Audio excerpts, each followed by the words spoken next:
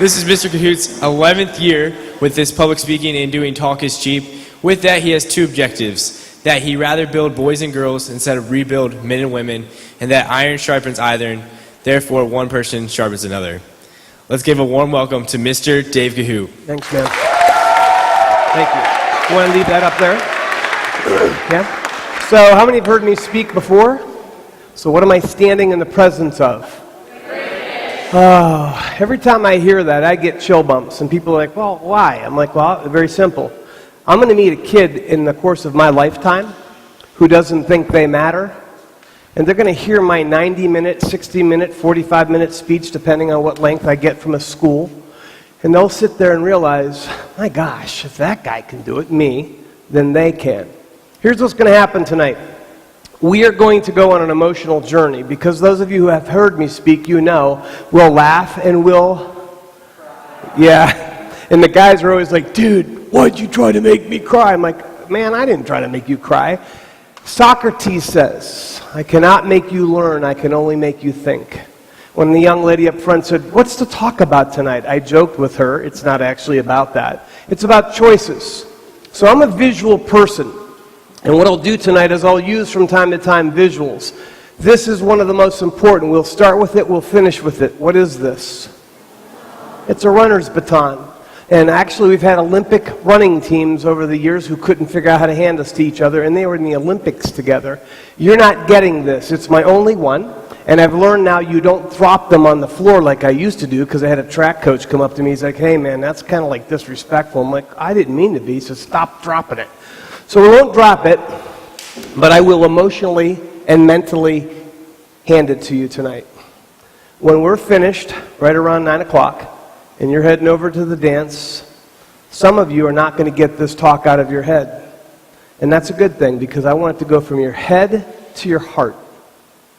So the baton will be yours emotionally and mentally. There's another piece that we'll talk about in just a few minutes, and that's this, which most people don't know the actual name. I did not. So let's go to work, because we don't have a lot of time. An hour and 25 minutes will go much quicker than you expected. What are those up on the screen? Yeah, they're beakers from a laboratory. And I have the fantasy, and it goes like this. Someday, some kid somewhere is going to be horsing around in a laboratory, going out for a pretend Nerf football catch, and you're going to bump beakers. And you're going to get in trouble. Personal question tonight. How many were actually with your family member or loved one when they took that last breath as they fought courageously against cancer? Thank God it's not a lot of hands, but look at me. For the ones that went up, I'm sorry for your loss. I can't change it. Oh, how I wish I could. But someday, some kid, somewhere, is going to be horsing around. Maybe you actually just made a mistake and you turned real quick. I talk with my hands and my arms. Although I'm not Italian, I seem to do that. And you'll bump some beakers, and the professor will jump up, and they'll flake out, and they'll walk over, and they'll look at it, and they'll leave. And you're like, phew. But then they come back in. And it ain't just your professor. It's 4 or 5 more professors. And you're like, hey, what's up? And they're like, do you have any idea what you've just done? And you're like, yeah, I know what I did. And everybody's staring at you. You're like, I'm not stupid. I bumped a beaker. And they're like, no, dude, you didn't bump a beaker or dudette. You cured cancer.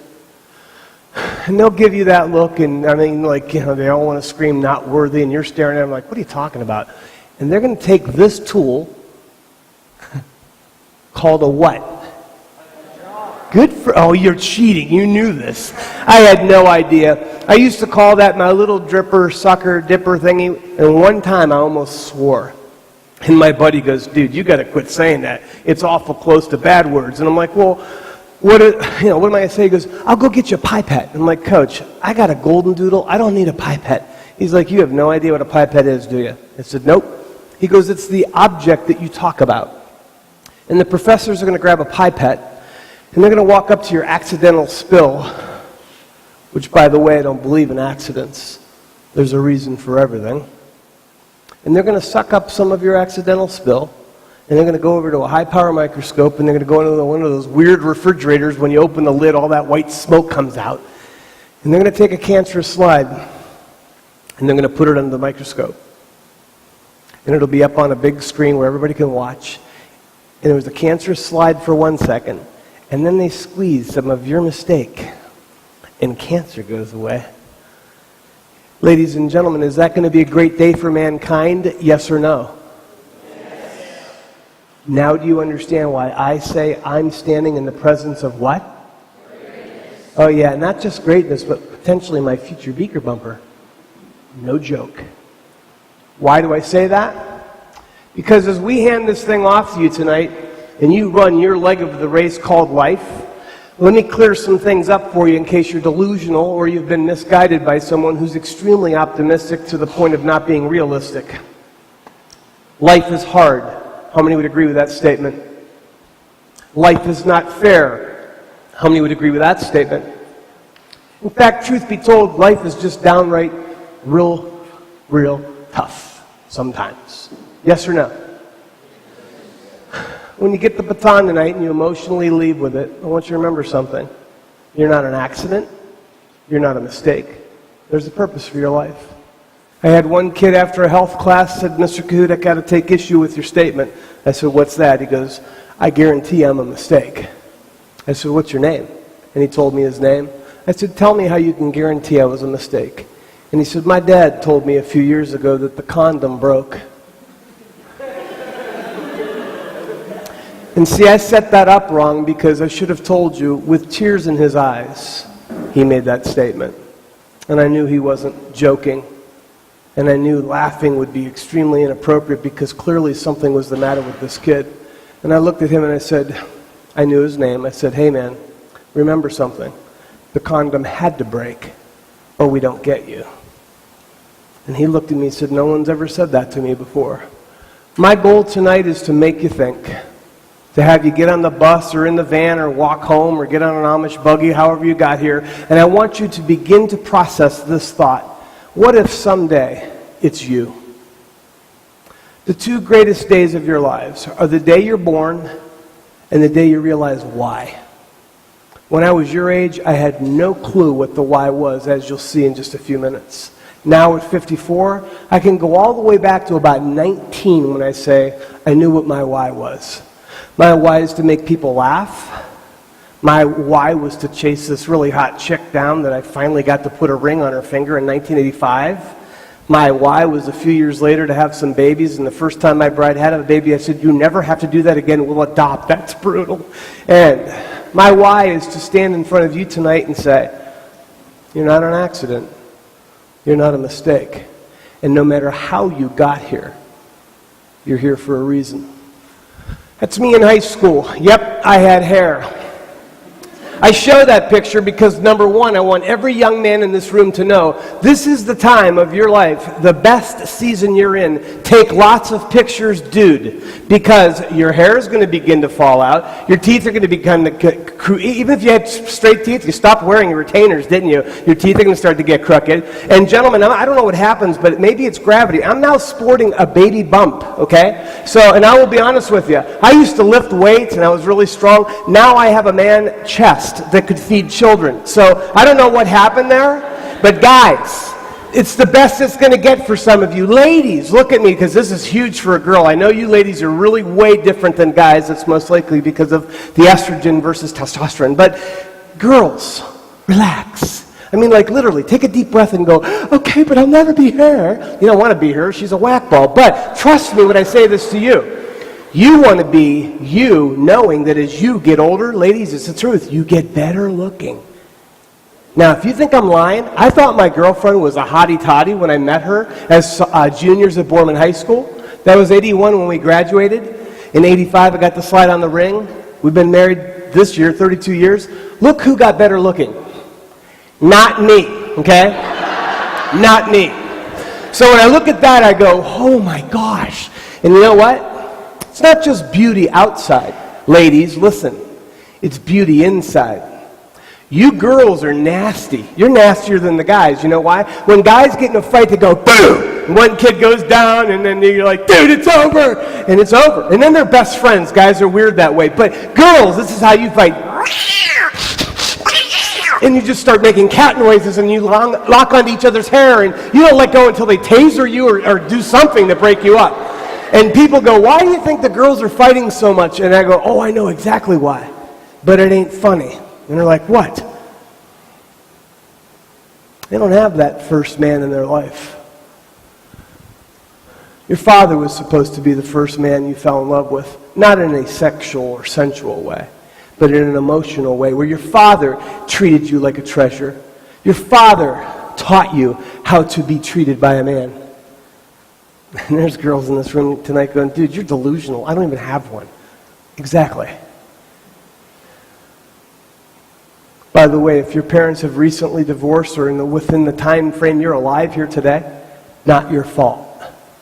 Repeat that statement with me. Not your fault. On 3. 1, 2, 3. Not your fault. Nope. And I had a kid challenge me on that one. He said, Mr. Coot, man, my mom said the reason we divorced was me.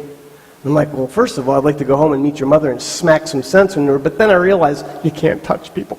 So I looked at that student and I said, not your fault.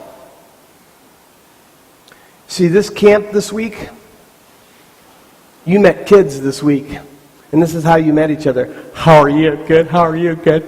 You both lied. There's kids that have to go home tomorrow, right? You leave tomorrow, and you're dreading it. Because for 1 week or however long you've been here, you didn't hear any screaming. You didn't cry yourself to sleep. You didn't wake up and start crying. Well, you might have woke up crying because they wake you up very early here, but now tonight, my job, I'm not an entertainer, I'm not a joke teller, I can't blow up balloons and go, look boys and girls, horses. But I can make you think. And the way I do that is I show pictures, I tell stories. My babies were born in 1988 and 1990. And my babies, like that, did this. And I look at my kids, I'm like, hey, wait a minute, where are you? This week is the coolest week I've had in 13 months because this week, just a few days ago, both of our children flew in from their places of residence. Courtney lives in Florida. She has a business called Courtney's Cookies. Look it up later. And my son, David Michael, 2 years ago left for Colorado. Why? Courtney loves the beach. David loves the mountains. If I could get those in Youngstown, Ohio, I'm golden. They'll move back. But David hasn't been home in 13 months. And to have both of my kids in both of their rooms, I'm not going to lie to you, because most of you won't get this, but adults will. I walk by and I see the door shut and I'm like, oh, they're here. And I'll start crying if I keep talking about it. But people ask me, your kids are all grown up, man. Why do you still want to talk to kids? Are you kidding me? Let me just make a statement. It's not politically correct, but here it is. It's the truth. My structure in life. God first, Sue second, Courtney and David third. You know who's fourth? You are. Wait, what? You are. Dude, I don't even know you. I know, and if I start driving near your neighborhood, don't get freaked out. I'm not looking for you, okay? But you are. And I'm going to meet a kid someday somewhere who says, you know, because of your talk, I didn't do what I had been planning, which was to take my life. Suicide is a permanent solution to a temporary problem. When you leave tonight, every kid gets a pebble. Now, we're selling merch tonight. That's what you guys call it now, right? Merch. So you can go buy a big rock, which apparently if you whip at an animal, you could drop it. But these are free rocks. This is a pebble. And the reason for the pebble is to remind you that you have a purpose. You're not an accident. You're not a mistake. Now, gentlemen, I need to do a disclaimer because only the guys are like, hey, lava rock candy. Nope. Pop rock candy. No. Something else. No. But it still happened. At this camp a few years ago, a kid walks up to me and goes, hey, these are rocks. I'm like, dude, I told you it's a pebble. It really is a rock, though. I'm like, I can spit them out. So you all get one. And you should hear the stories of one free pebble. 2 different kids emailed me and said, I was contemplating ending my life. And I looked up on my dresser and I saw your pebble. And I remembered. And one kid actually wrote, thank you for saving my life. And I'm like, no, dude, I didn't do that. You did. But the pebble was the reminder. So as we go deep tonight, hear my heart. I'm not a guy with all the answers, or dude, I would be sporting that. A full head of hair with bangs, no less. I don't have all the answers, okay? Saddest noise in the world to me is that right there, okay? But I do have some experiences some of you haven't had yet. For example, traveling internationally and speaking. Been all around the world. And I have to tell you that when I got trained to go do some international speaking, one of the things they told me is, David, now remember, American humor doesn't always translate. And because I'm not the brightest bulb in the socket, I'm like, okay. Guatemala went really well. I had an interpreter. It was cool. I got to go to Oslo, Norway. How many know the Muppets? How many know the Muppet Chef? They sound like that. I swear to you, I'm not making it up and I'm not being disrespectful. By the way, Oslo, Norway is where I got slammed. They have a great sense of humor and they speak very good English, and they're like, David, what do you call a person who speaks two languages? And I'm like, bilingual. And they're all laughing. I'm like, crud, I know they're setting me up. They said, David, what do you call a person who speaks three languages? Trilingual. David, what do you call a person who speaks one language? And I'm like, American! And they're all laughing. I'm like, that's kind of harsh. And then I realized, how many in this room speak three languages? Like 4 kids. Yeah. So, given the fact they were picking on me, they were still telling the truth. Sweden. This was my moment that I learned what American humor doesn't translate means. I'm horsing around in a room that's 4 times the size of this room. We have about 700 people spread out in this big auditorium. And I'm doing my room walking stuff because when you're ADHD, this helps me stay focused. And I'm walking in the back and I see this dude with a mohawk. Well, now, am I ever going to grow a mohawk? Yes or no? Not a chance. So, I see this kid in a mohawk. I'm like to my interpreter, come on, follow me. So I go in the back and I'm like, hey, man, tell him I love his hairdo. And he's like, and he says, gracias. I'm like, dude, I'm so jealous. I wish I could have that haircut, but I'll never be able to do it again. And the kid got this sad look, and I thought it was kind of funny. Some of the room laughed, some of the room stared at me. I said, okay, well, take care, bye-bye. And I left and went back up front. Next morning, Mohawk boy walks in, except he's missing the mohawk. And I'm like, holy crud. So I got my interpreter, I walked over, I said, hey man, what did you do to your mohawk? He says, in Spanish to his friend, and the guy interprets, he says, he shaved it off. I said, I can see that, why?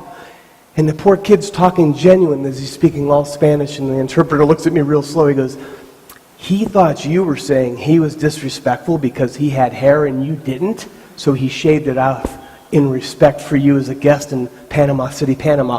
And then the light bulb went off. David, American humor doesn't always translate. Anybody ever learned a lesson after the lesson was already over? Right. Tonight, my job is to show you that after all the international travel I did, I called the guy who sponsors me and said, I'm done traveling. And he's like, why? I said, hey man, you take care of me first class. But why am I going to other parts of the world asking people, what am I standing in the presence of?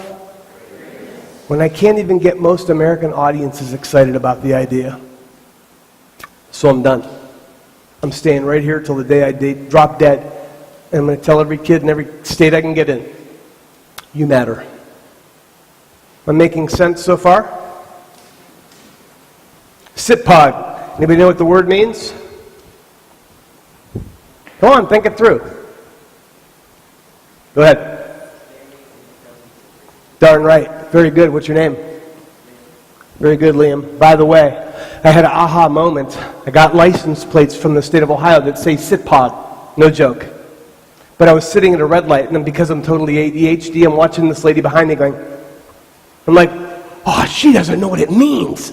So I called my buddy who does lettering on cars. I said, hey, man, could you write standing/sitting in the presence of greatness? He goes, yeah, why sitting? I said, because it'll be my luck. Some guy will roll up to me with no legs and go, oh, I can't stand. So it's like, okay, sir, look. It says standing/sitting, which still says what? Sipog. People go, dude, you got issues. How many in this room would admit to having issues besides me? Because the rest of you would just be flat out liars, right? We all have issues. My issue is someday I won't be here. And I want kids to know they matter and that we really are standing in the presence of greatness. What is it? Yeah, I had one smart aleck go, oh, 2 parallel lines. I'm like, good for you, buddy, thanks. For the rest of the night, like a Pavlovian dog, every time you hear the bell, you'll jump to the other side, except in this case, every time you see that sign, an equal sign, you'll know it says choices equal what? Every single time. How many wish you could take back what you said? The text you sent. The Facebook message you posted. The accounts you hacked. I've never had mine hacked, and I've never tried hacking. How many lost their best friend because of one dumb statement? Tonight, we're going to talk about a lot of stuff. How's your self-worth? What's it based on? Who tells you who you really are? There's a lot of you out there today who are dealing with issues of self-worth. You don't feel very good about yourself simply because of the things you've been through, things that you've done, and the things that have been done to you. Well, what if I offered you this $20 bill? Would you take it? Chances are you would, but before I give it to you, I got an offer, a warning. Because while this $20 bill could be used for a lot of good, chances are it's seen a lot of bad. If this $20 bill could think and had a mind, it might have a bad conscience. Maybe it's been used to do drugs. Maybe it's been used to buy drugs. Maybe a drug deal went bad and somebody died over this. In fact, maybe it was used to fund a terrorist organization. Perhaps it's been used for impure things like the purchase of a prostitute. Any number of things could have been done with this $20 bill. Do you still want it? Of course you do, because no matter what's been done to it or with it, it's still worth 20 bucks. Maybe I can take it today and rip it and scar it and put marks on it that are just simply unfair and unsightly. You still want it? Of course you do, because an authority higher than us gave it its value and nothing can take it away. Same with you. No matter what you've been through, no matter what you've done, you still have worth. It's built into you, and you need to remember that. There are things that I wish I could go back in time and redo, undo, and just never do at all, but I can't. And even though I'm reminded every day by many folks, and even by my own conscience and heart, that I did them, I still have to remind myself that something with greater authority than me, and even bigger than my own actions, gave me a self-worth. I'm going to live by that. I'm going to choose to remind myself of that every day, and I hope you'll do the exact same thing. Want this $20? No, it's mine, because it's worth $20. And it's mine. Love y'all. God bless. Our treasury said this is a $20 bill. And we went, that's a $20 bill. Can't change the value of it. I asked in a middle school once, what if I tore it in half? And a boy goes, oh, 2 $10 bills. I'm like, oh, dude, I love your thinking, but no. Already at your young age, because I had freshman, sophomore, junior, senior right here. Already at your young age, you've quit. Now, I am standing not only in the presence of, but some of the coolest kids, period, and I'm not making that up, and I'm not just stroking you because I'm speaking at FFA. I speak in any group where there's a kid and a pulse. But I've found that the FFA kids can do some things most normal teenagers don't and wouldn't do. How many have to get up before school and go do chores? Yeah, that one right there would be enough for me to go, Dad, can we move to the city, please? So, you have a discipline, you have an experience, and some of your self-worth is not the issue. We'll cover other points in a minute. But the authority over you, your parents, your parent, your teacher, your ag teacher, someone out there should be telling you, you matter. But if it's only one voice against 100... Same with you. No matter what you've been through, no matter what you've done, you still have worth. It's built into you, and you need to remember that. There are things that I wish I could go back in time and redo, undo, and just never do at all. But I can't. And even though I'm reminded every day by many folks, and even by my own conscience and heart, that I did them, I still have to remind myself that something with greater authority than me, and even bigger than my own actions, gave me a self-worth. I'm going to live by that. I'm going to choose to remind myself of that every day. And I hope you'll do the exact same thing. Want this $20? No, it's mine, because it's worth $20. And it's mine. Love y'all. God bless. Mr. and Mr. Ag teachers, one of you a teacher? You look bigger. Come over to me, because if I need a bodyguard later, I'm going to look for you. Come on up, sir. Give him a hand.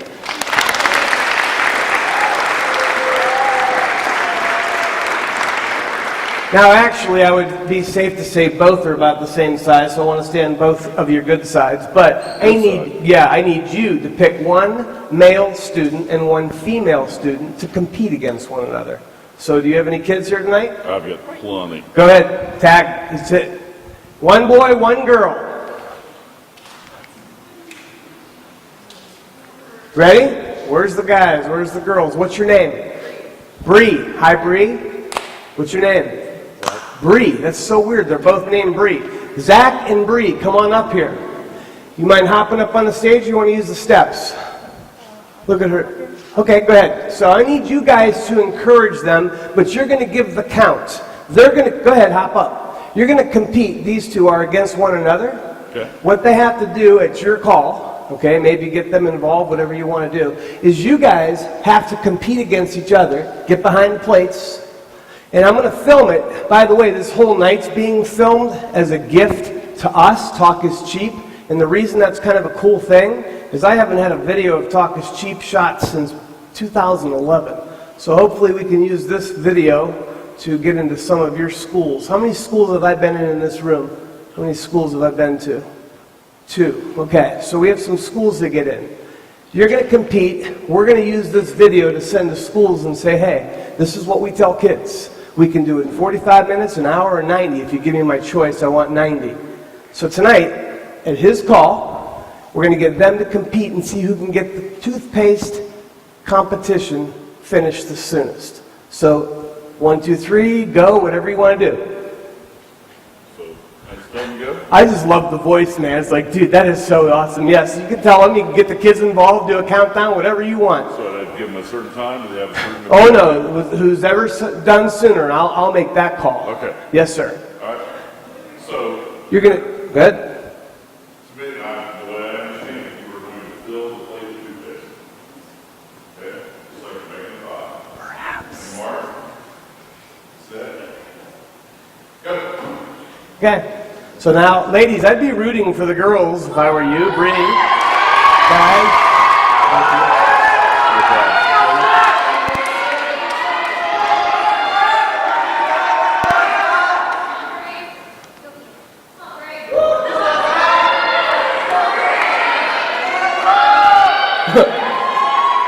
He's smoothing it out. We're just trying to get the most out. Now, hold on, you're almost done. Now get it all back in. Hurry up, we're not done until you get it all back in. Bree's got it down already. Sir, you're out of your mind. Zach's over there going, well, I think what I'll do is just smear it all over the tube. Zach, you're a very dangerous toothpaste scraper. Hey, listen, is it working that you can get the toothpaste back in the tube, not on it? Yes or no? Why? Because the choice has been made to squeeze it out, yes? The tube is not designed, look at her hands going, oh my gosh, I have toothpaste on my hands. Just wipe it on the back of Zach's shirt. He'll think you like him. Okay, so give them both a hand as they have a seat. Yep, you're done. Poor Zach is like, I have toothpaste all over me. Go use the restroom if you must, but let's make sure we understand the point. Once a decision is made, there will be a what? Always, good or bad. Now I have to be very careful tonight because what I want to do is use this video to get into schools, and if I say some things that I'm comfortable and allowed to do here at camp but wouldn't probably do in a public school, they'll be like, we can't have that guy there. So let me make sure I say it right. Remember the first kiss? You're allowed to have a kiss. I told Courtney, our daughter, you can't kiss your husband until 2 weeks after you're married. She's like 4 going, okay. But you not only gave the kiss, you gave your heart away. And I could go up down every one of these aisles and say, how's it feel now? And you'd be like in tears going, I hate myself. Seemed right at the time. See, the test wasn't to see how quick you could squeeze the toothpaste out. The test was to make a point. You can't put it back in. Not all of it. I had one kid starting to lick a plate. I'm like, dude, put that down. You're not going to spit it back into the tube. Am I making sense tonight? Because when we're finished, I want you to be able to answer it. What is it? Every time. So I went to Bourbon High School. I was a sophomore. Yes, sir. Look at this. See, now that's a risk taker. What's your name? Malin. Thank you, Malin. He's awesome. Because every other kid went, hey, he didn't turn the camera around. But one kid went, hey, Mr. Kahoot, do you want to turn the camera around? Malin, I do. And I want to thank you for that. And you're going to give him a hand because he was a risk taker. Just for that, you'll now be on every video I ever show, Malin. So that's kind of cool. All right, now, sophomore. Didn't meet Susie till juniors. Sophomore, I dated a young lady by the name of Ann. We'll keep it at that. Guess what team Ann was on at Bourbon High School? Oh yeah, the rifle team. Wait, what? The rifle team. Not the pretend I have a red tip on the end of my gun rifle team. The real rifle team that would come to school with their ammo in their gun bag, their gun case. And after school, they would get on a bus and leave Bourbon High School and go over to Bourbon Center Middle School, where we had in the gymnasium backdrops so if the kid runs into the wall, he doesn't die. And they would pull the backdrops away, and guess what was behind them? Sand. So the kids could begin to assume their position and target practice live rounds in a middle school. What happened? What changed? You can't even have your shotgun in your rack on the back of the truck now during gun deer season, can you? In fact, if you do this pretend stuff to some people, you get arrested. When did we go that way instead of this way? Think. Most of you are not allowed to cuss at your mother or father. Oh, there's some. Or you're not allowed, but you do it anyway. Ask my son, who's now soon to be, well, he's 28, with big muscles. Ask him if David, can you swear at your dad? Once. Because it's a respect thing. And we've lost respect for the freedoms we've had. We've abused those freedoms, and now we lost them. True or false? 5 elements of a relationship. Read them out loud quickly. 1, 2, 3, go.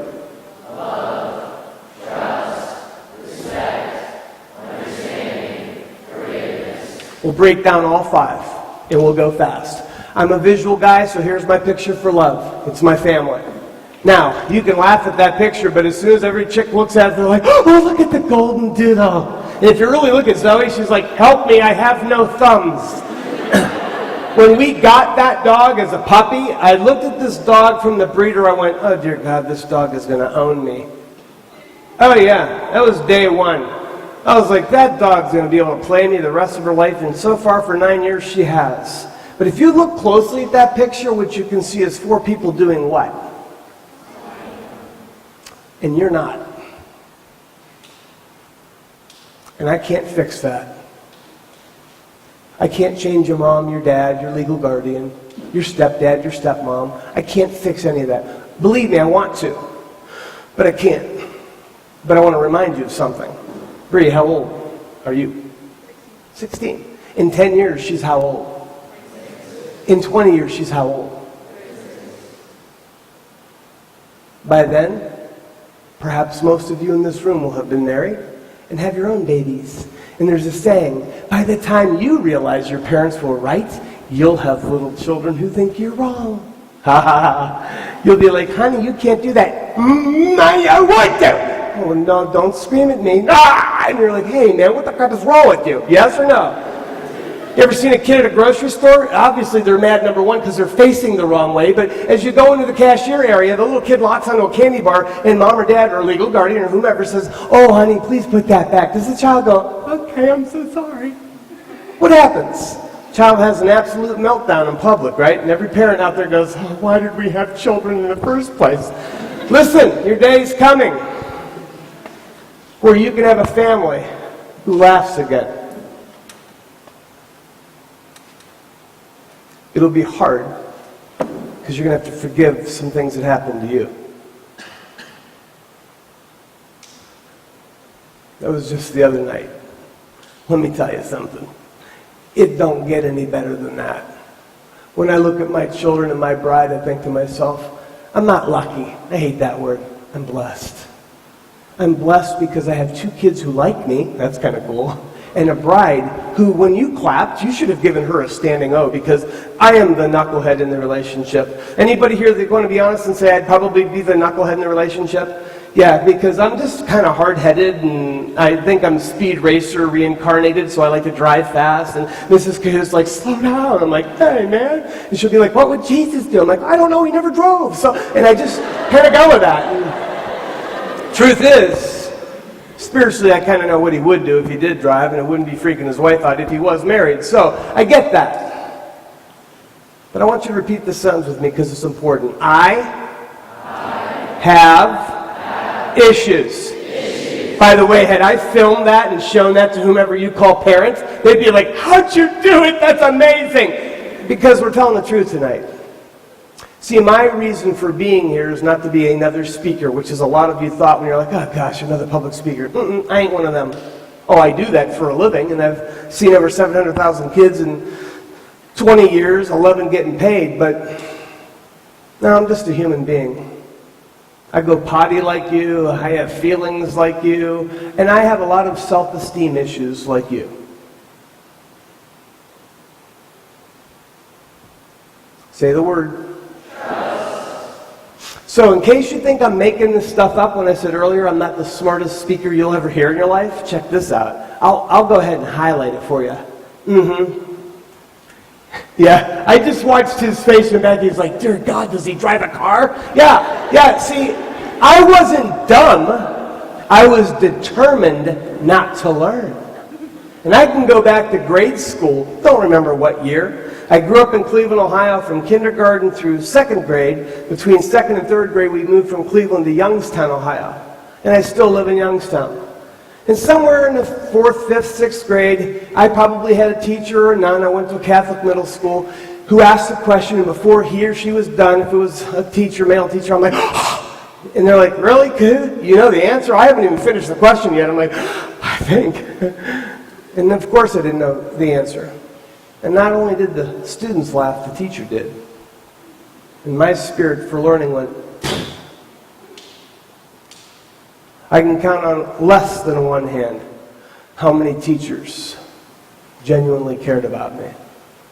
Am I a victim? No. I annoyed a lot of those teachers. How many here are Catholic? Because only you get this. Remember nuns? I mean, there's still some, but most now wear normal clothes. Nuns used to be full habit, which meant they wore this thing, it looked like a flying nun, that show. So you could see their face and their hands. I didn't know nuns had legs until the 4th grade at St. Charles. 3rd grade, I'm there going, oh, they hover. In the 4th grade, I'm like, hey, she's got legs. So I'm telling you, okay? But like in the 6th grade, I made a nun swear. You're not supposed to be able to make a nun swear. And she swore at me. I'm like, hey, you can't say that. She goes, I just did. I'm like, wow, I have a special gift. Anybody have that gift? You can tick people off without even trying? Yes or no? Look at them smiling, going, I have it too. So, I made a lot of teachers mad. In fact, I have time to kill. I'll tell you the story. I spoke at Boardman High School in 2009. I did an in-service at the end of August before students came back. And there was one teacher who I knew would be there, and I thought, the right thing to do as an adult is to go tell that guy how sorry I am, because I did some terrible things in his biology class. See, Mom knew I'm not giving David early dismissal his senior year, which meant I didn't get out 6th period. I didn't get out till 7th. And all my friends would be walking by the classroom going, hey! And I'm like, shut up. And now this teacher was my way to abuse back. Hurting people hurt people. I was a mad kid. I did some terrible things to that guy. So the day of, we were in the afternoon.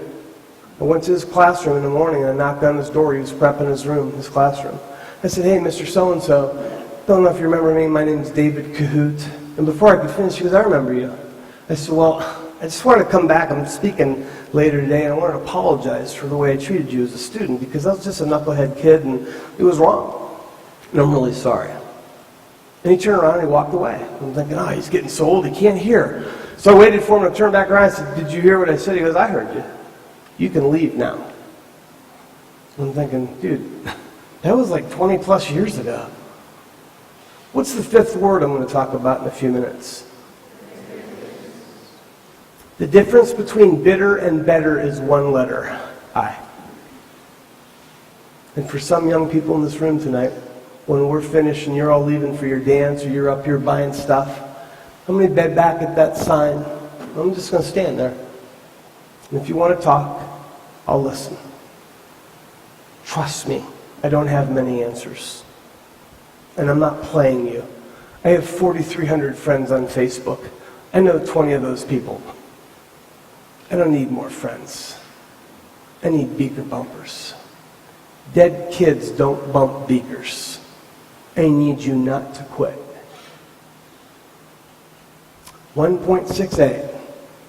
Was I dumb? Of course not. I started screwing around with drugs and alcohol in grade school. Broke my mom and dad's heart. I listened to the wrong voices, wrong choices. By my senior year, I was an absolute nosedive. And my then girlfriend, now bride, said, Hootie, you're making some really bad choices, and I'm not doing that. And I laughed at her. After high school, I had a spiritual aha moment. It was crazy. I write about it in my book because people think I'm making this stuff up. I couldn't. But I went from me to you. And I put God back where he deserved to be, first. Earlier I said, God, Sue, Courtney, David, then you. And some people always go, how could you make your wife second? You should ask her. I still date my wife. I still get her door. I still say stuff like we're young. And I look at her and I smile and go, I won big.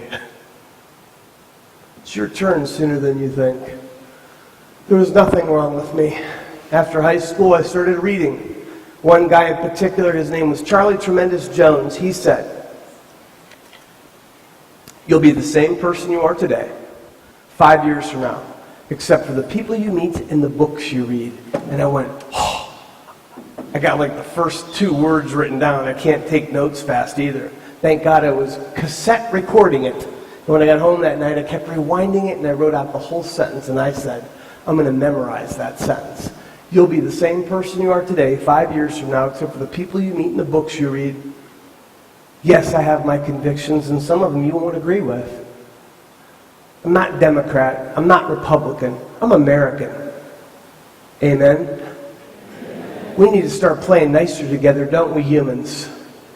Sandbox of life, quick kicking sand in someone else's face. Get along. Try to figure out the strengths, not the weaknesses. If you're going to try to shoot at me, I'm an easy target. You know why? I'm not that smart. But I don't lie to kids. Ever. How much of that statement did you believe based on the little bit of time I've had with you so far? Right.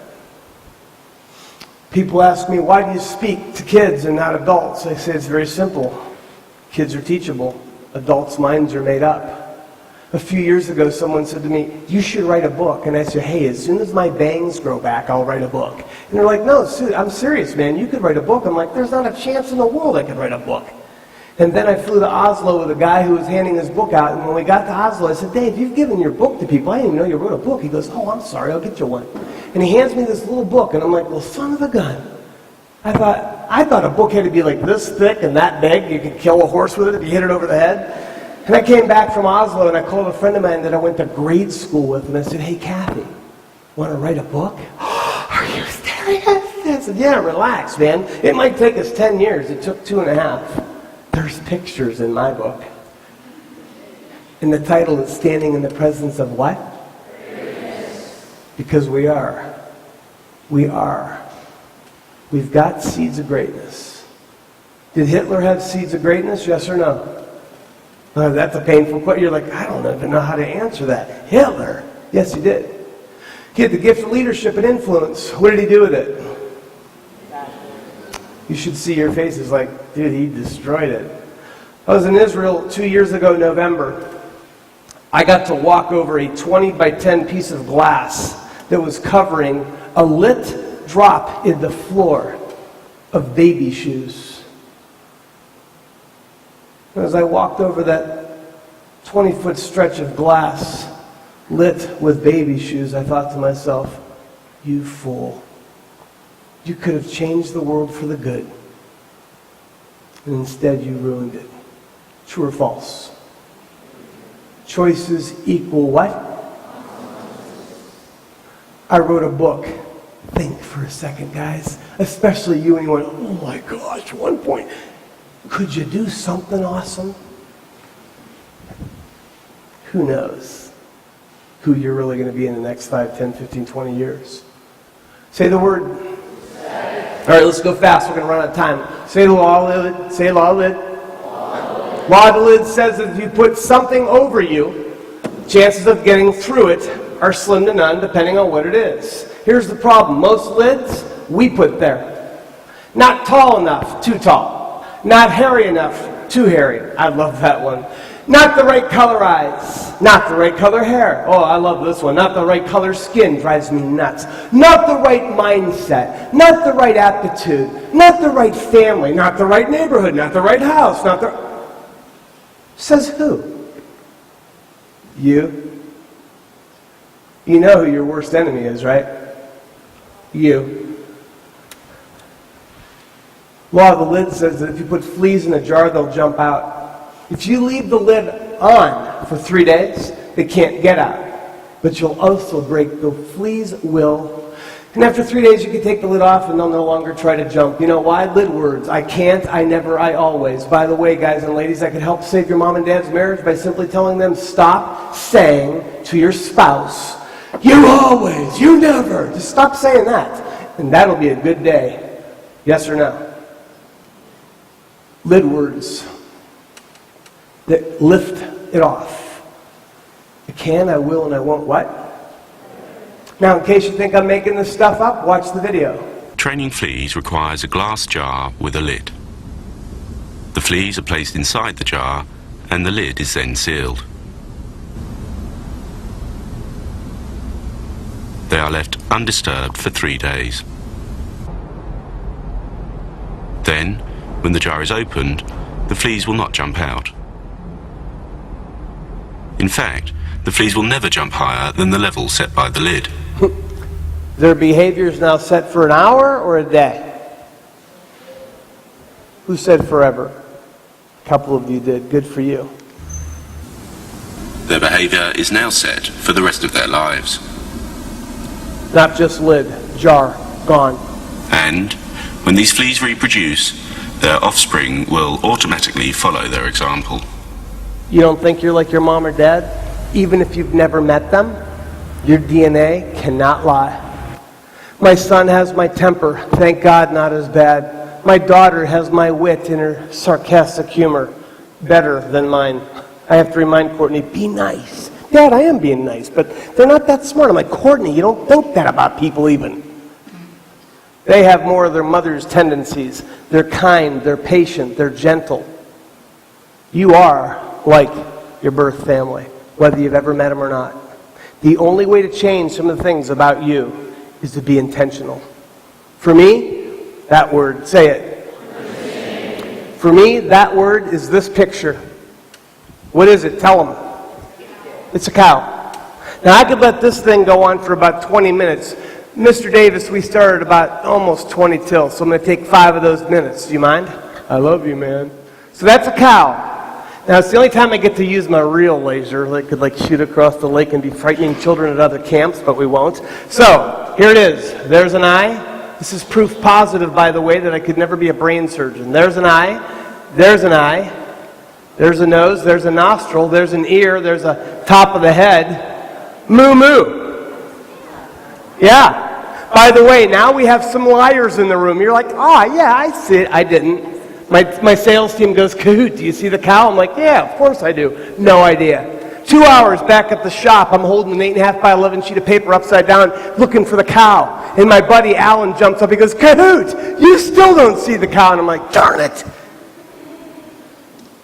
There's nothing wrong with you if you don't see the cow. Now, we traced it. I gave you eyes. I know, now some kid will be like, and then I saw yellow eyes on a cow, and it scared me so bad. Sorry, man, but it's the best color I could come up with to stand out. Here's the point.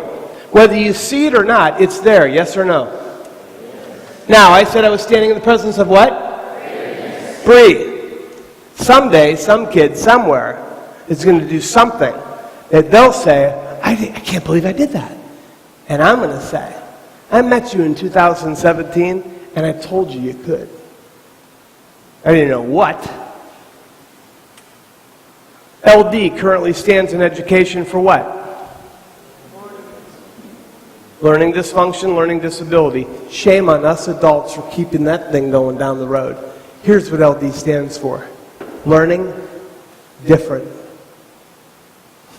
See, I've left that up there for almost 4 minutes. You know how much I care about you? Because there's a kid going, but I feel dumb. Listen, I could show the cow to you for half an hour. It just doesn't click. But look what I did for you. I bought a banner just for you. So the cow is over here for the whole rest of the presentation. You're welcome. And you could just stare at that thing until you go, oh my gosh, so it's right there. There's a nostril. Yep. There's an ear. Yep. There's the eyes. Yep. Nothing wrong with you. You just learn different. You process different. How many here have ever milked a cow?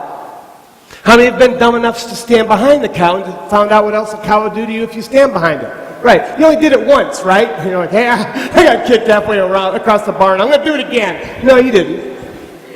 We grew up with cigarette lighters in our cars. You pop it in, you wait a few seconds, it pops out. It's what color? Almost no girl will ever admit to this because they're not special enough to do it. But boys, I ask them, how many have ever put their finger in there? Like, boys are like, oh, I did. Yeah. And then I ask this question. How many have ever done it twice? And before I asked the guy's answer, I said to the girls, do not date him. And there's like a kid going, I did it 3 times. I'm like, what is wrong with you? I just didn't think it could possibly hurt as much as it did the first 2, but it did. There's nothing wrong with you because you can't see a cow. And there's nothing wrong with you if you can't see greatness. But remember something. I'm 54. I know that sounds like 1,000. But when you're 15, 16, 17, and things are just starting to click, I better have a few more experiences than you, where I lived a very boring life, yes or no? What is it? Every time I speak in any FFA event, every kid knows it.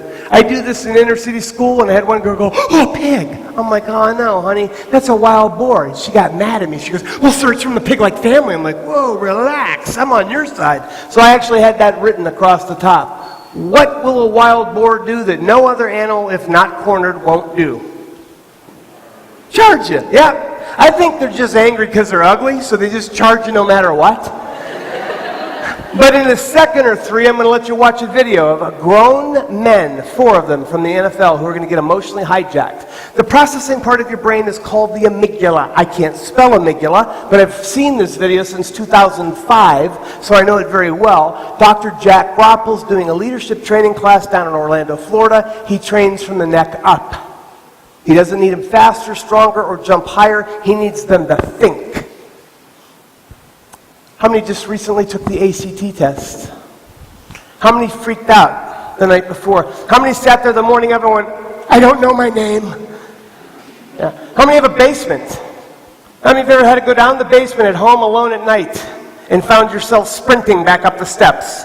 By the way, I don't know if you noticed this, but more hands went up when I asked that part. I'm like, whose basement are you in? So for those of you who do not have a basement and you've never had the basement at night experience, how about this one? You're laying in your bed, you're almost asleep, and you're like,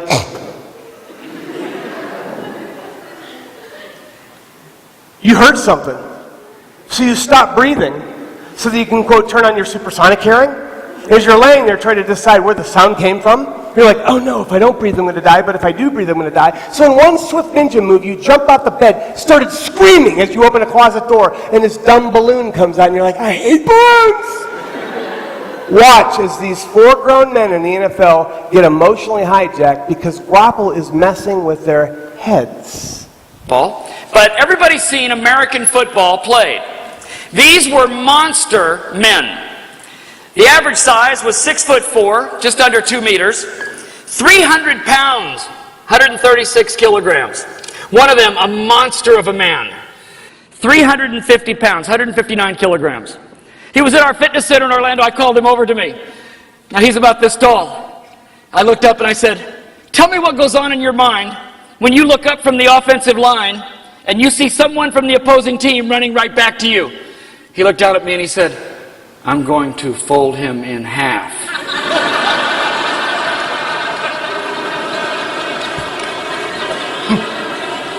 Okay. Well, we told these 4 monster men in the NFL that we had a mission for them. There's a wilderness trail that goes behind our property. It goes toward the airport in Orlando. And your mission is to run out this trail. You're to run a 9-minute mile.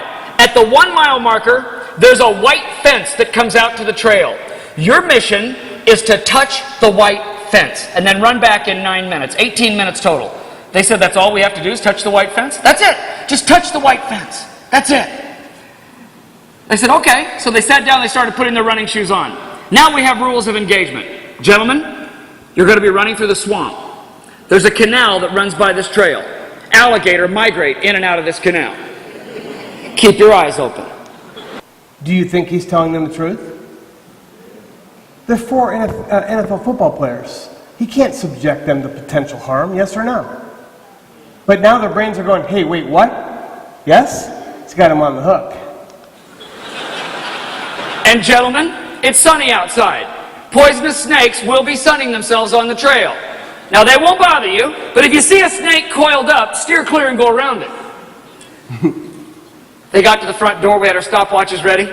So he's already in Oh their guys, heads. sorry, we forgot to tell you. Just yesterday we sighted some wild boar out there. Now these wild pigs, gentlemen, are bigger than you are. They have razor-sharp tusks and they will attack you unprovoked. So if you encounter a wild boar, you must take appropriate action. But above all else, gentlemen, you must, what everybody, in the face of the storm, complete the mission. What's the mission? Very good. Touch the white fence. Thank you. Ready? Go! So they took off. I want you to get this mental picture because 2 of our team members were hiding in the bushes. Here are these big mammoth men in the NFL jogging down this dirt road in the tropics. They're looking around, they hear the bugs. One of our team members leaned over, grabbed a small bush and went.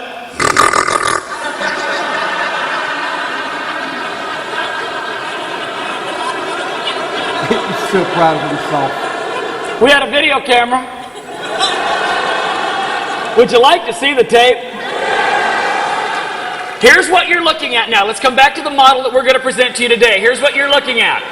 You are looking at what happens to a human being when confronted by a storm for which they are not prepared. Like what? We know for them. What about you? Somebody called you something.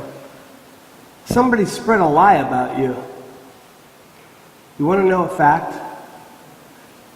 The bigger and the better things you do in life, the more you're going to have people who try to tear you down. Anybody want to take a guess as to why? They're jealous. That's right. Flat out jealous. I have one life. I'm 54. If I live another 50 years, dear Lord, that's 104. See, I did that math. But I don't want to be 104 years old. I don't know what age is a good age to die, but for me, I don't care about when I die. I care about what happens after I do. You know, as the people come by and pay respects or they have their condolences, I don't care what buildings I build or what names I have on the buildings. You know what I care about? You. I came to camp in July of 2017. No one knew what was in my head. And this fat little balding guy came and spoke, and I'm like, oh, great, another speaker. And then he started talking, and I'm like, this dude's either nuts or telling the truth. Which do you think it is? You're wrong. It's a little bit of both. Yes, I have issues, but I'm not going to play you. What do you have that I want? Nothing, except you. Someday doing what you were supposed to do. When you discover your why and you email me, or who knows, one day our hands might be the phone. You'll be like, hey, Mr. Kahoot, you're FaceTiming me with your hand. I'll be like, hey, what's up? You're alive. What the heck? It's only 2 years after I spoke in 2017. I gotta tell you what it did. You'll never believe. Don't say that to me. Yeah, I will. Good or bad. I'm working with a kid right now. He's OD'd 14 times. I'll end with the story of a kid who almost killed his mother with his bare hands. Do they deserve to be loved yet less because they did something way worse? Be careful about that rock throwing thing. Let's run the tape, please.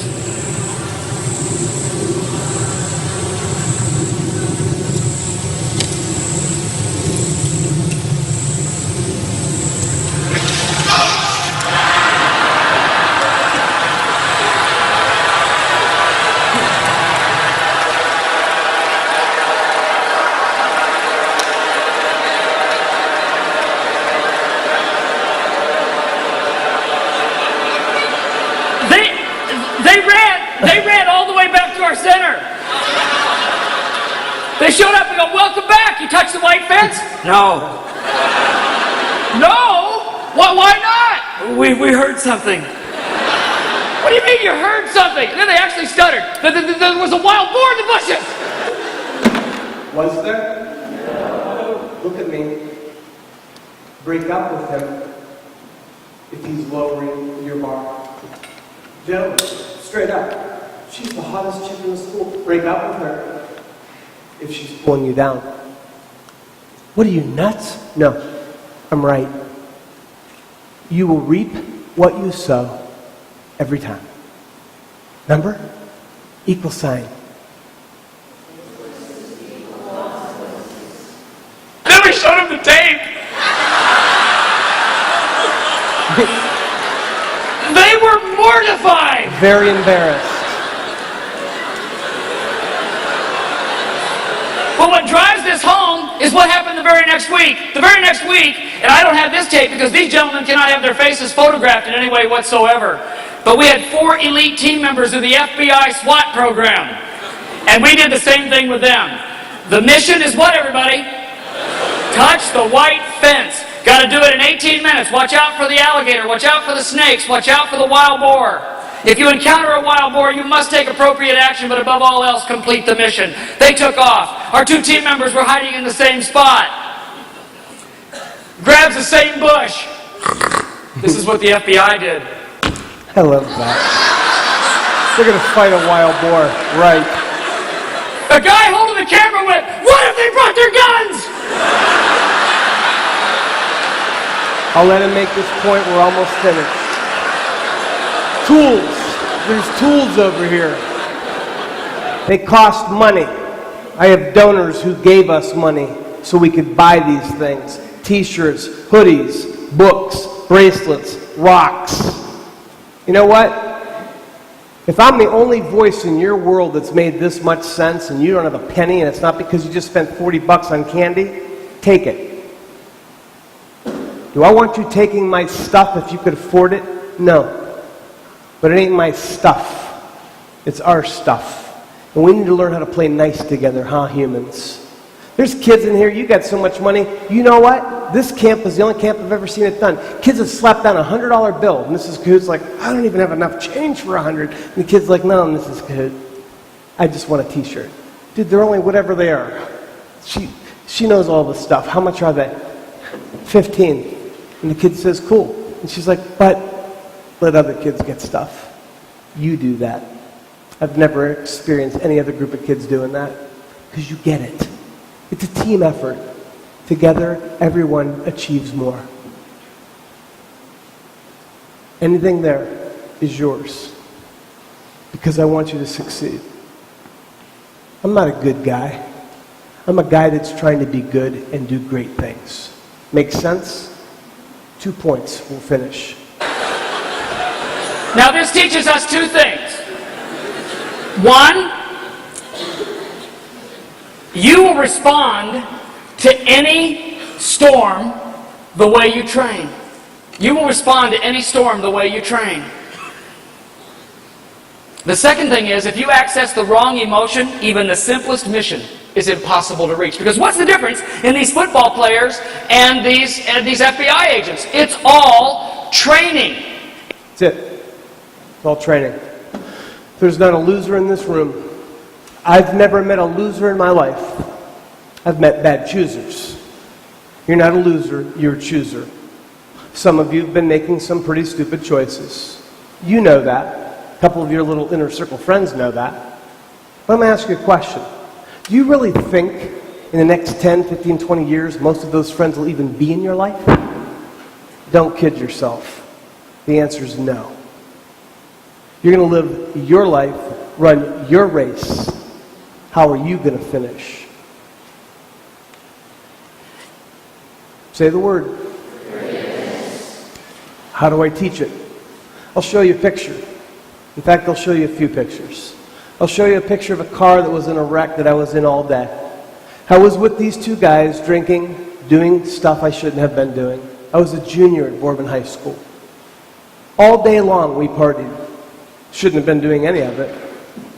That night I ran into my girlfriend somewhere, and Susie said, Hootie, you can't go home with them. I said, I'm going home with them. I've been with them all day. Probably didn't say it like that. You do know, gentlemen, that girls have a sixth sense, yes?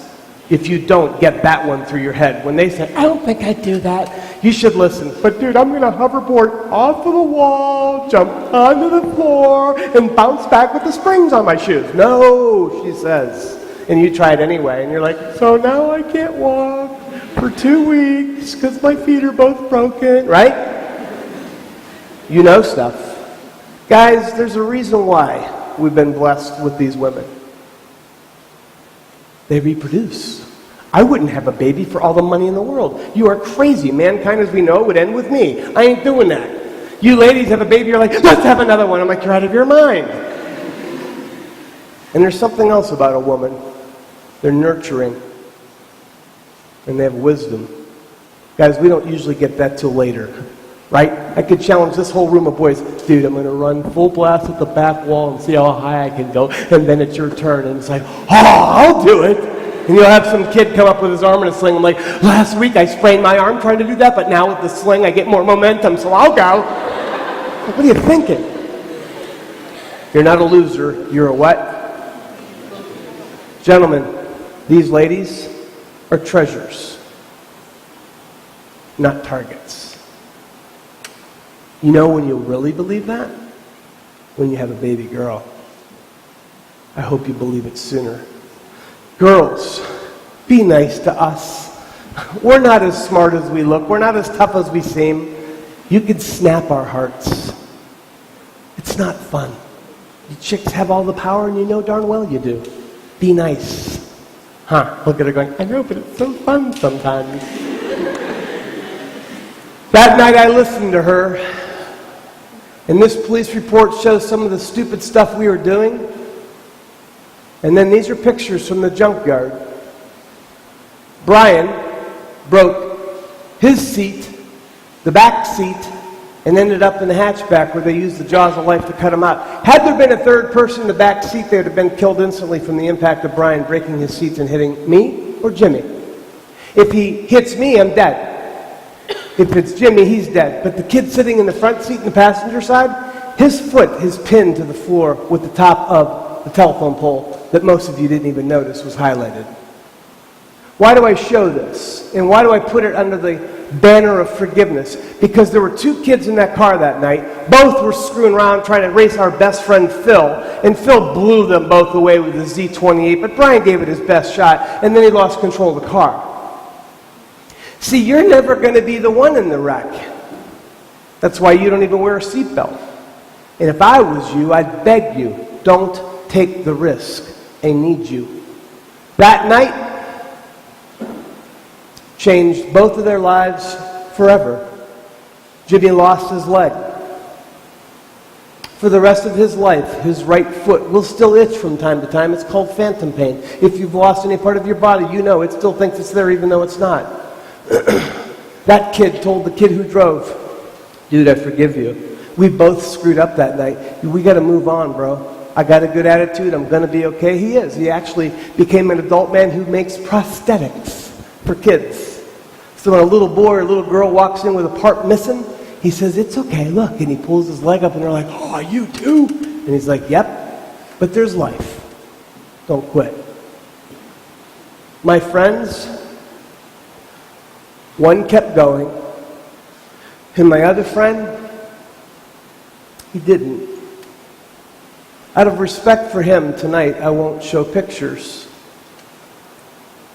But if you were to see both of them at 54, they look different. One looks like he's 54. One looks like things have gone really tough for him because he couldn't forgive himself. How about you?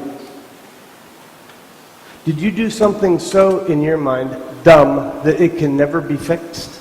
You're probably right, but you have to forgive yourself. I almost lost my marriage. You know why? Because of my temper. How many here have a temper? Remember what anger is. It's an emotion. But rage R-A-G-E, rage, that's one step before murder. I love the tweet that Maurice Claret put out the other night. He never did anything smart when he was drunk. And when he went to prison, he said most of the people that were in prison were there because of being drunk. Now, I'm not going to ask how many drink, because no hand should go up. But some of you do, and you shouldn't. Because it's not good. It's impairing your judgment, and it's getting you in the wrong mindset. Go ahead.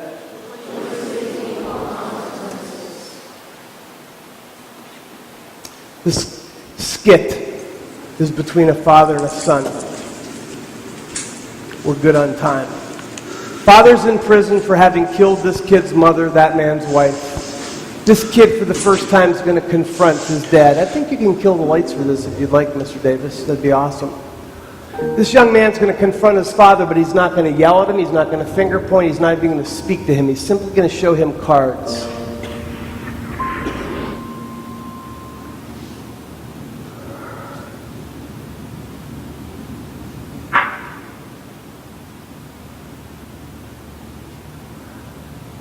You could bump the audio up a little bit. I just like the music. By the way, tonight, some of you can relate to every single card this kid wrote out.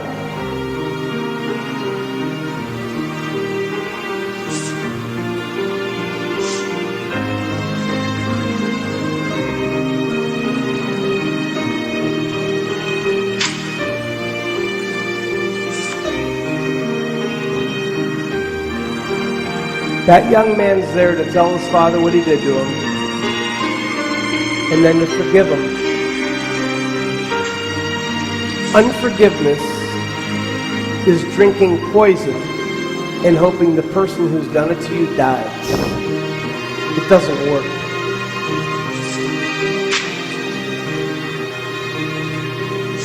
Somebody hurt you, somebody took advantage of you, you have to forgive them. No, I don't. Then don't. But you won't get better, you'll get bitter. Tom, I'm so sorry that I killed your light. Please forgive me.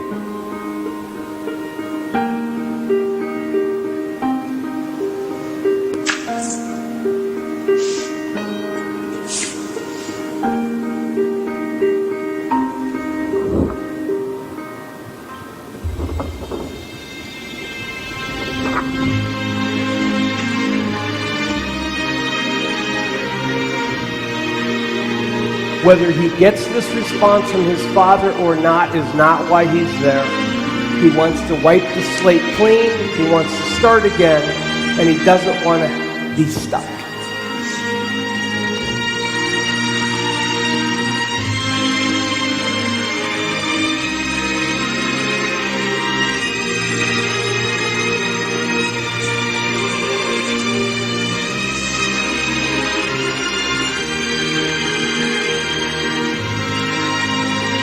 Put whatever name you want there.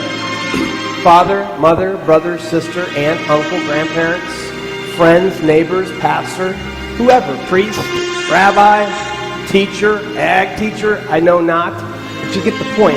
In fact, you know what some of you have to write as a name? You. You have to forgive you. You just need to start with you, and we'll be making great progress. It's time to let it go and get up, shut up, and get going again. Because if you stay stuck, I lose a bumper beaker, and that matters to me. Make sense? Yes or no? Tough stuff. Real forgiveness means looking steadily at the sin and seeing in all of its horror, dirt, meanness, and malice, and nevertheless being wholly reconciled to the person who has done it. C.S. Lewis. I can't even read C.S. Lewis stuff. It all goes over my head. But that statement doesn't, because it's the truth. What am I standing in the presence of tonight? You can bring the lights up, Mr. Davis, please. I am not joking about that. This isn't a game to me, and it's not some cute little thing I do to try to make it stick and remember. I want you to be at that party on a Friday night, and you see the drugs, you see the alcohol, and you see what's going on, and you go, you know what? That ain't how greatness rolls. And you start to leave and your friends go, what are you doing? And you go, I ain't doing this. And they're like, what are you, a wuss? In other words, and you smile and go, no, it's just not how greatness rolls. I'm out.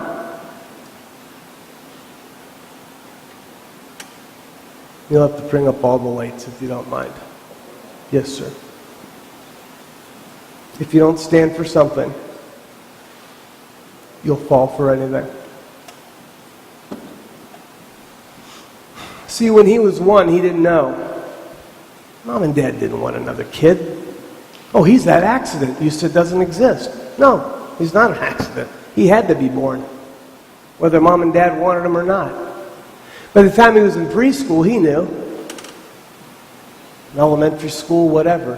Hey, my parents aren't even married to each other anymore. I get dropped off at my grandma's on weekends when Dad has me. I get dropped off at my aunt's when my mom has me. Hey, nobody wants me. It's not true. You're listening to a few voices, not the right ones. Oh, by high school, he knew. He made a choice. He started partying. Remember what self-medicating is at your age, undiagnosed, with doctors' observance. It's drugs and alcohol. It's other stuff, but mostly that. Remember when you wouldn't even swear? I mean, you wouldn't use a cuss word for $1 billion. Now you can't finish a sentence without it. You know you won't get a job at the interview speaking like that, correct? It's time, ladies and gentlemen, to step up your game. Yes, you're great kids. You're awesome students. You're wonderful kids that work on farms and within a world that I couldn't even begin to relate to. I'd be dead in a week working on a farm. He got kicked in the head like 9 times. He just didn't know to keep going behind. I got a horse that tried to roll me once and a horse that stepped on my foot. I don't like horses, okay? Not good experiences. You? I'm like, I love horses. Yeah, get rolled by one, see if you still like them. Listen, you got your world, I have mine. And that's a fact. That if you don't make good choices, the circumstances or consequences will come back to bite you.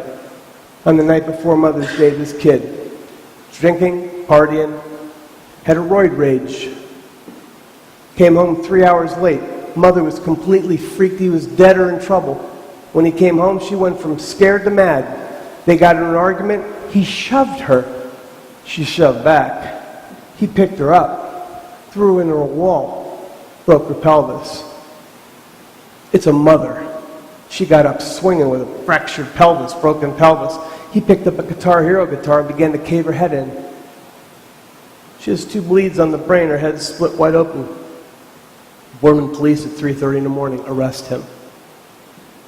I get texts all Sunday morning. I ignore them until church is over. I start responding. Did you hear what happened to Cam? I'm thinking he's dead. Thank God he's not. But his head coach said his mom probably is going to die. Thank God she didn't. And thank God they reconciled. And thank God during that summer while he sat in jail, potentially going to prison, he realized something. I'm not a loser. I'm a chooser. Tonight, some of you have to tell somebody you're sorry. Or tougher yet, you have to accept someone's apology. Is it easy? Greatness is never easy. I'm going to close with this question. 3 to be exact. What will you do with while you're here? Who will you impact? How will you be remembered? Yesterday I received a text from a gentleman that I have great respect for. He said, I just finished your book. That means he probably an hour earlier read it because he could read my book pretty quick. But he said, I fought back tears at times as I read your book and realized your story and all the pieces, how they work together. I want to show you how life works, folks. Take your hands and clasp them if you have 2 hands. I had one girl hold up a stump. I'm like, come on. So if your hands are clasped, okay, now move them 1 row. Either way, I don't care. How many are finding this extremely uncomfortable? Because they're your fingers. How many can't wait to go like this? Oh, yeah. You want to be great? You want to do great things? You want to do things that will live on after you're gone? You're going to have to get uncomfortable. And you're going to have to stop making it about you. You know why I'm not comfortable fundraising for Talk is Cheap? We're a 501c3. Do you know what that means in English? When your school calls me and says, hey, what do you charge to come to a school? I answer. I hate the answer, but I have to give them one. My board said I do. It's $1,500 a day plus $250 travel. And they're like, ah. I go, wait, take a breath. We're a 501c3. Do you know what that means? I don't know. I'm still trying to get over the price. Dude, do that. That means this. We have a whole group of folks that write checks every month and send them to Talk is Cheap to tell me to go tell you, you matter. So when a school says, we can only afford this amount, we say, okay, we're in. And they're like, but I had to give you that price. That's what my board said I had to say. But we're not. If I'm getting into speaking to speak to kids for money, I'm out. I'm not speaking to make money. I'm speaking to make a difference. Make sense? Yes or no? We close with this. One kid that who the first night I met, he was a 7th grader. Of a couple hundred kids at a YMCA sleepover, I didn't know him. I don't know any of you. I mean, I've seen some pretty awesome humans in here, but I don't know you. And the only reason I remember your name is Bree's kind of like a different name. Where's Zach? I remembered him too. Oh, look at the toothpaste all over you. You okay? Here's the deal. I didn't know Chris. But I gave really basic rules that night. You guys stay out of this area, ladies, you stay out of that area. As soon as I said that, to bring him down, Chris took off running to the area. I just said, don't do that. And I said, who's his leader? And this guy put his hand up. I said, is he hearing impaired? Maybe he is. And the guy's like, no, dude. If you tell him up, he goes down. If you say left, he goes right. I'm like, one of them. And then I remembered, me. I'm the only one of my 3 siblings. I'm the oldest of 4. I'm the only one that's ADHD. I'm the only one that has that kind of a GPA. My brother and sisters do not. My self-esteem at your age was so low that I didn't care what I did, because hurting people hurt people. I was confused. I felt alone. And I was listening to the wrong voices, including some very dark music that was helping me go lower. That all changed at 18. You don't need a spiritual epiphany. In fact, some of you already have had that. You just need to put good voices back in. For Chris Sutton, when he left the next morning after our pancake breakfast, I'm like, goodbye, buddy, never to hope to see you again. And guess what?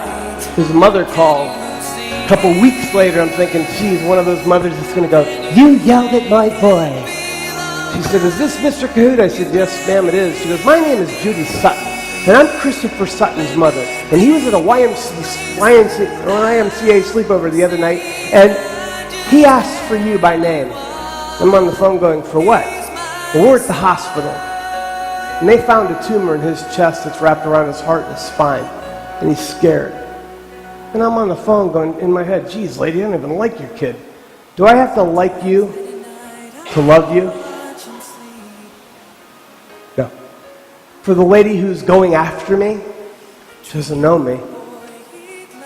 And when I remember that, I remember, you know what, I just want to get along. No, we won't agree on everything. Aren't we allowed to disagree? Apparently not anymore. I don't have all the answers. As I stand in the back tonight, and you kids go out that door to go to your dance, or you pick up whatever it is you need to get, remember something. I'm on your side. I don't want you to cry yourself to sleep anymore.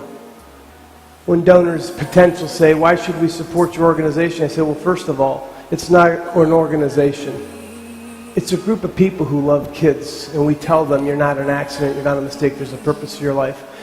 We tell donors, we want a kid to lay their head on their pillow at night, if they have one, with less regret and more hope. That sound okay to you? As you bump Chris's song up a little bit, you should know something about him. The cancerous tumor in his chest they took out. He went through chemo and lost all of his hair. The first time he was allowed to come back to a youth program, I see Chris walking with his best friend Nick Rowe, and Nick Rowe's bald. He wasn't a couple days ago, and as they got closer, I said to Nick, dude, what's with the do? I still get chill bumps.